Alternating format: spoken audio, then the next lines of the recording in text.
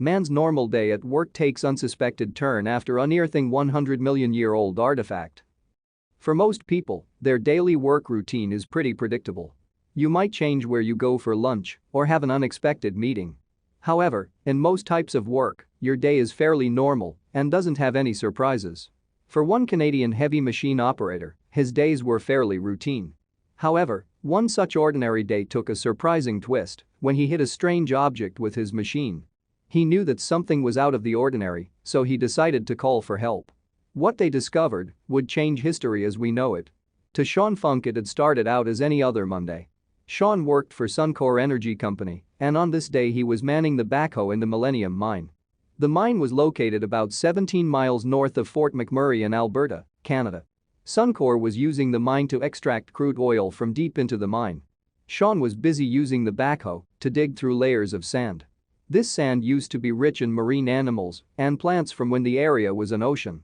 Of course, it hadn't been an ocean in hundreds of millions of years. The plants and animals that used to live there had died and eventually settled at the bottom of the ocean. Over time, heat and pressure helped to turn the organic matter and organisms into hydrocarbons. Hydrocarbons are best known as crude oil. This process meant that when he was working, Sean seldom came across anything but sand and oil. After taking a lunch break, Sean went back to work, only to find that something was different. His backhoe sounded different. That's when he made the discovery. Sean had been doing this job for 12 years already, during which time he had never found anything more unusual than a petrified tree stump.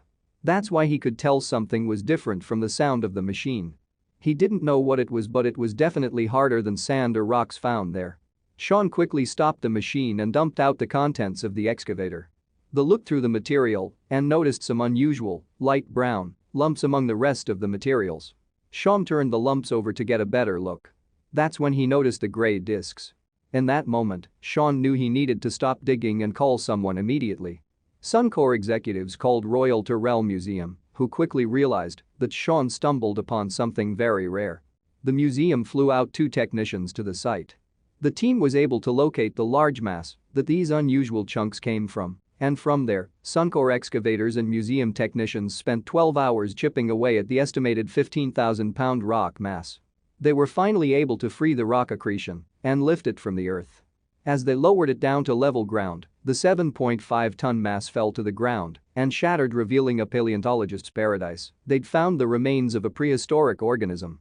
The museum technicians inspected the mystery creature's shattered remains and put them back together like a puzzle.